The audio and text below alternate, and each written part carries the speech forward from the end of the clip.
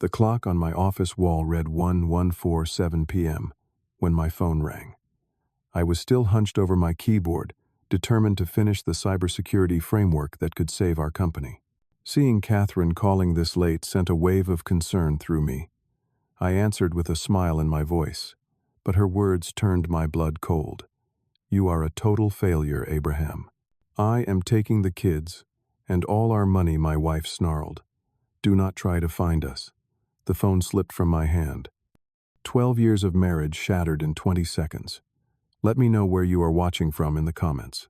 Hit that like and subscribe button if you have ever had your life turn upside down in an instant, and stay tuned to see how I fought back when everything was taken from me. I met Katherine during our junior year at Stanford. She was studying education, and I was deep into computer science. We connected at a campus coffee shop when we both reached for the last blueberry muffin. I let her have it. She offered me half, and that simple moment of kindness bloomed into love. After graduation, we moved to Seattle, where I landed a job with a cybersecurity firm developing protection systems for government agencies. Katherine found work as an elementary school teacher. We saved every penny for 3 years to buy our first home, a modest 3-bedroom house with a yard perfect for the family we dreamed of building. Emma came first, a beautiful baby girl with Katherine's blue eyes and my curly hair. 2 years later, Jackson joined our family, a curious little boy who needed special care due to respiratory issues he developed shortly after birth. Those early years were challenging but beautiful. Katherine reduced her teaching to part-time so she could manage Jackson's medical appointments, and I worked extra hours to ensure we stayed financially stable. The house we lived in had special meaning to me. My grandmother had left it to me in her will, though I still had to buy out my sister's half. It was more than walls and a roof. It was a connection to my past, to the woman who raised me after my parents died. Katherine knew how much it meant to me. My career was advancing steadily. I specialized in threat detection systems, the kind of work that rarely makes headlines, but keeps critical infrastructure safe. Last year, my boss, Gregory, entrusted me with leading our biggest project, yet a comprehensive security framework for a government agency. I could not name even to my wife. The pressure was enormous, but so was the potential reward. If successful, it would mean a significant promotion and financial security for my family. Looking back, I can pinpoint when things began to change. Katherine attended her 15-year high school reunion without me, as I was swamped with the early stages of the project. She came home different, somehow more distant. Later, I learned she had reconnected with Justin Blackwood, our high school's football star, who had become a successful real estate developer. "Justin was asking about you," she mentioned casually over breakfast. "He could not believe you work in cybersecurity. Said you always seemed more like the artistic type in school." I laughed it off. Well, coding is creative in its own way. She looked at me with an expression I had never seen before. He just bought his 3rd vacation home in Maui. How much is that promotion worth again? That comment stung, but I brushed it aside. Katherine had always supported my career choices, understanding that I valued creating something meaningful over chasing wealth, or so I thought. Over the next few months, her attitude shifted dramatically. My 60-hour work weeks, once recognized as dedication to our future, became evidence of my misplaced priorities. The security clearance that prevented me from discussing project details was suddenly proof that I did not trust her. My collection of vintage watches, a hobby that had given me joy since college, was labeled a waste of money.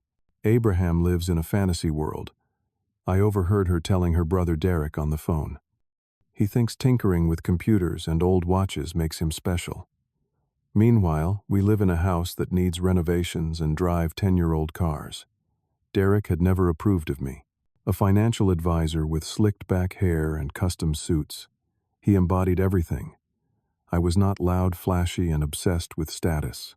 He had borrowed $15,000 from me years ago to cover gambling debts he did not want his wife to discover.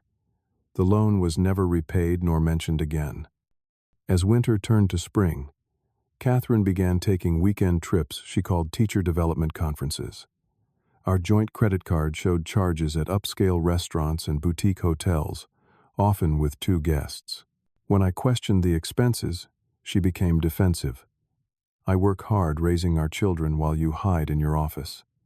I deserve some nice things without being interrogated. I retreated, focusing harder on my project, which was hitting critical development challenges. The deadline was extended by 2 months, delaying the performance bonus I had counted on. That night, I tried explaining the situation to Katherine. "So no bonus again," she said flatly. Meanwhile, Emma needs braces, and Jackson's prescriptions keep getting more expensive. "It is coming, just delayed," I assured her. "The project is revolutionary. Once it is complete, things will change for us." She rolled her eyes. "Things need to change now, Abraham. Not in some imaginary future you keep promising." That night, I caught her texting well past midnight, the screen tilted away from me. When I asked who she was talking to so late, she claimed it was a parent of one of her students dealing with a crisis. I pretended to believe her. As tensions grew at home, I found unexpected support from our elderly neighbor, Mr. Finley. A retired judge, he often invited me over to share a drink and conversation when he saw me sitting alone on our porch. "Marriage goes through seasons, son," he told me one evening. "Sometimes winter lasts longer than expected, but spring always returns." I clung to that hope as I poured myself into completing the security framework. After months of 14-hour days and countless revisions, I finally achieved the breakthrough we needed. The system was elegant, intuitive, and virtually impenetrable, according to our red team testers. Gregory called me into his office that Thursday afternoon, his face serious until the door closed behind me. Then he broke into a wide smile.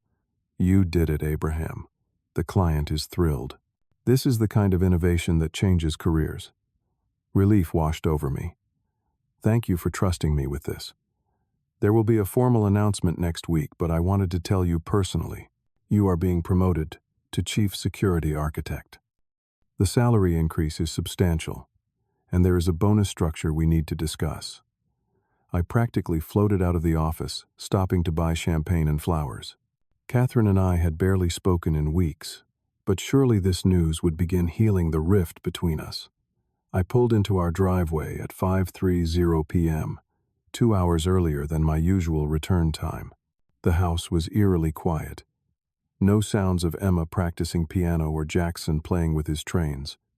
Katherine's car was gone, which was unusual for a Thursday afternoon. I called out, receiving only silence in return. Setting down my gifts, I noticed subtle differences throughout the house. Missing photographs. Empty spaces on shelves where certain items had been. On the kitchen counter, I found an envelope with my name typed on the front. Inside was a letter from Westlake Family Law, informing me that Katherine Harrison had retained their services to initiate divorce proceedings. The letter mentioned irreconcilable differences and financial mismanagement as grounds.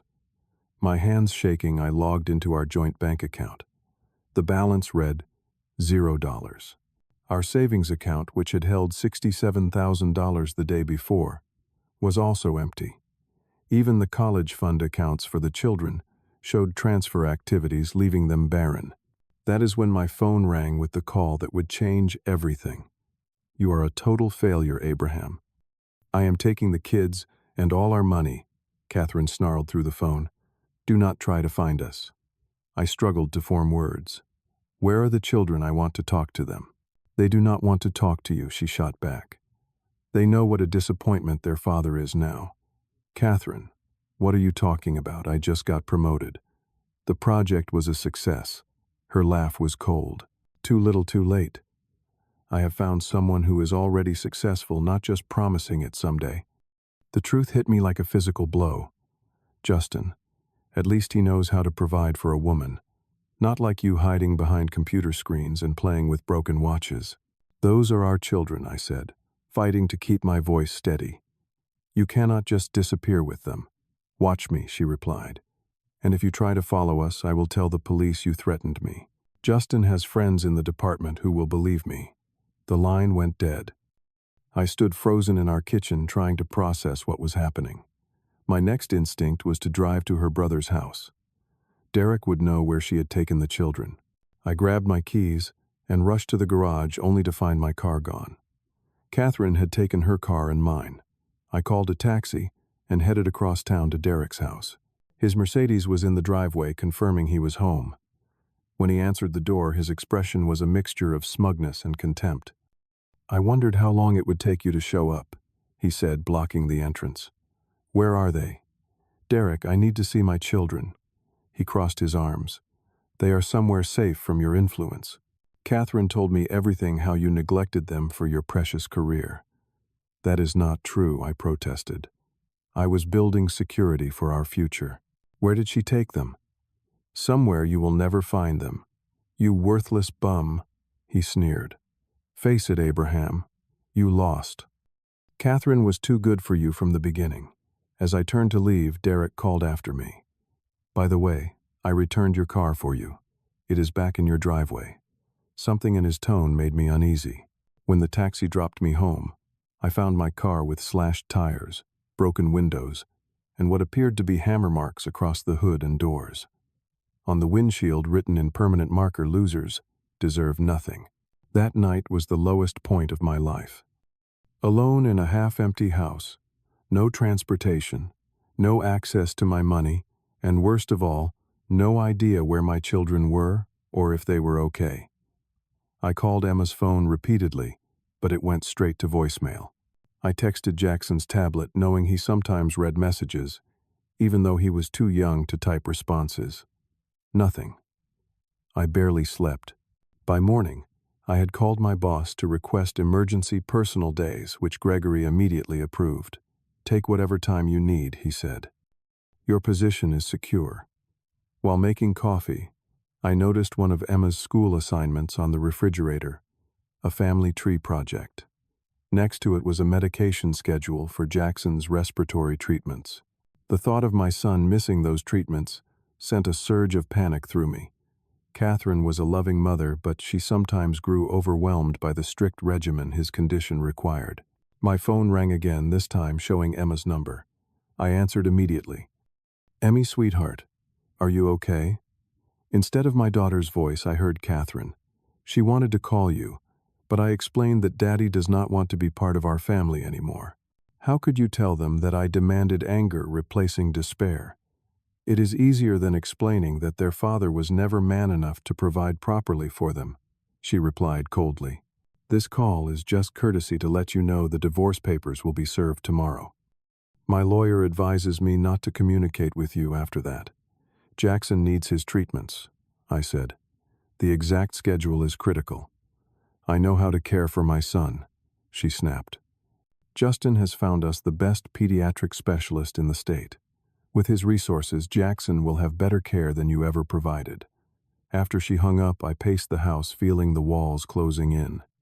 In desperation, I began looking through our home office for any information that might help me understand what had happened, or where they might have gone. Under a stack of insurance documents, I found an old business card for Thomas Wilson, my college roommate, who had become a family law attorney. With nothing to lose, I called him. "Abraham, man." "It has been years," Thomas answered warmly. When I explained my situation, his tone changed to professional concern. "First thing, document everything. Take photos of the car, check security cameras if you have them, print bank statements showing the withdrawals." She took everything. "Thomas, not everything," he corrected me. "You still have rights as a father. And if your grandmother left you that house, Katherine cannot just take it in a divorce. Washington is a community property state, but inherited assets often remain separate property." For the first time in 24 hours, I felt a glimmer of hope. Also, Thomas continued, "The timing of emptying accounts right before filing for divorce will not look good to a judge. Courts frown on that kind of financial manipulation." After hanging up, I remembered the security cameras I had installed the previous year. While Katherine had taken the desktop computer, she had overlooked the cloud storage where footage was automatically uploaded. I accessed the account from my phone and began reviewing recent recordings. The footage showed Katherine and a tall man I recognized as Justin entering our home 3 times in the past 2 weeks, always when I was at work. They were removing items in small batches, carefully selecting things that I might not immediately notice were missing. More damning was footage from 2 days ago, showing Derek using a hammer on my car, while Katherine watched from her vehicle, the children visible in the back seat. Emma was clearly crying while Jackson covered his ears. I downloaded everything and sent it to Thomas, who called back immediately. This changes everything. I am filing for emergency custody and financial injunction today. Can you come to my office? A neighbor saw me in the driveway examining my damaged car and offered a ride to Thomas's office downtown. During the 30-minute drive, I checked my email and found a message from Gregory marked urgent. Call me as soon as you can. Good news about the project. I called from Thomas's waiting room. Gregory sounded excited. The client wants to accelerate implementation. They are doubling the contract value and requesting you personally lead the expanded scope. This means your promotion is effective immediately, with the salary adjustment and bonus structure we discussed. Thomas worked efficiently preparing court filings while I provided additional details. By late afternoon, he had secured an emergency hearing for the following morning and arranged for Katherine to be served that evening. The judge assigned to your case is Eleanor Michaels, Thomas told me. She has zero tolerance for parental alienation or financial misconduct in divorce proceedings. I spent the night at Thomas's guest room, unable to return home until my car was repaired. Despite the circumstances, I slept better than I had in weeks. For the first time, I was taking action rather than reacting. The next morning, as we waited outside the courtroom, I saw Katherine arrive with an older attorney in an expensive suit. Her confident expression faltered when she spotted me with Thomas. Derek trailed behind them, looking uncomfortable in the formal setting. When Judge Michaels called our case, Thomas presented the evidence methodically, and the emptied bank accounts, the security footage, the documented damage to my property, and most importantly, Katherine's lies to the children about my abandonment. The judge turned to Katherine. Mrs. Harrison, did you withdraw all funds from the joint accounts prior to filing for divorce? Katherine's attorney answered for her. My client feared financial abuse and took protective measures. Judge Michaels was unmoved. Does protection include allowing her brother to vandalize property in front of minor children? When the security footage played, showing Emma's tearful reaction to her uncle's destruction, the courtroom fell silent. Katherine's composed facade cracked. And regarding custody, the judge continued, I see no evidence supporting keeping these children from their father. In fact, the documentation shows Mr. Harrison has been actively involved in managing his son's medical condition. By the end of the hearing, Judge Michaels issued several emergency orders. The immediate return of 50% of the withdrawn funds, shared temporary custody, and a restraining order preventing Derek from approaching me or my property. She also ordered Katherine to return to the family home with the children, while I would temporarily stay with a friend until a more permanent arrangement could be determined. As we left the courtroom, I caught Katherine's gaze.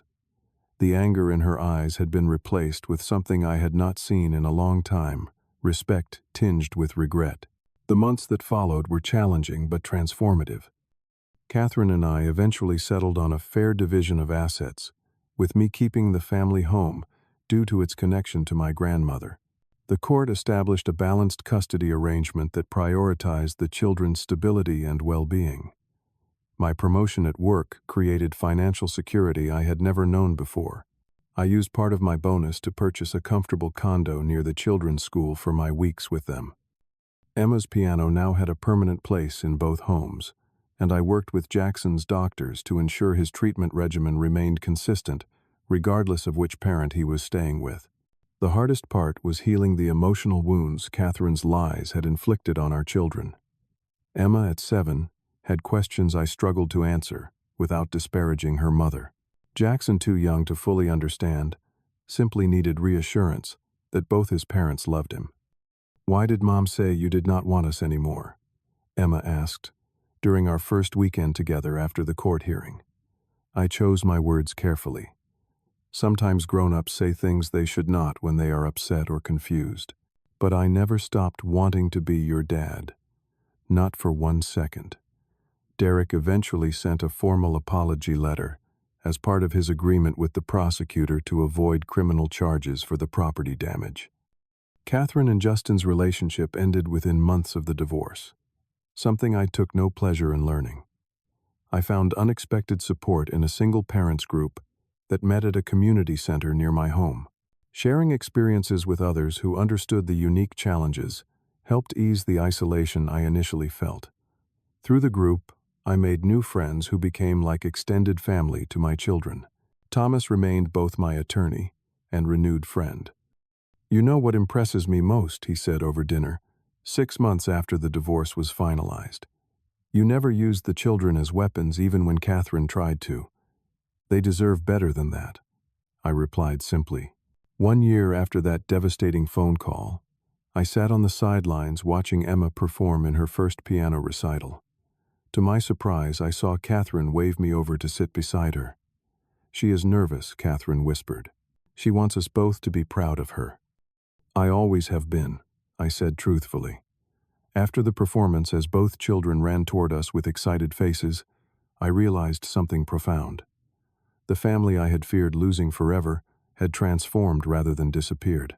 Different, yes, but still connected by love that transcended failed marriage.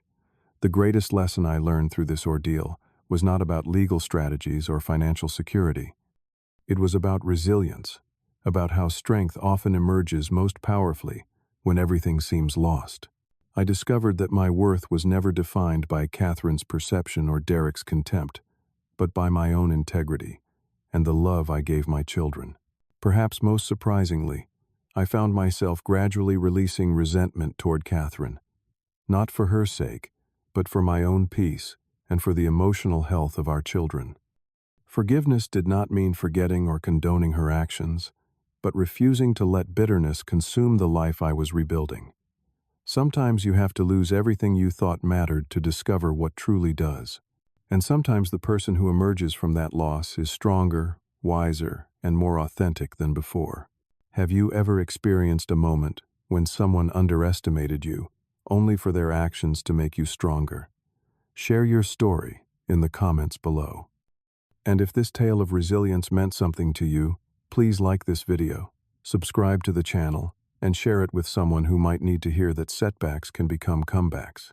Thank you for listening. And remember, your response to hardship reveals your true character, far more than success ever could.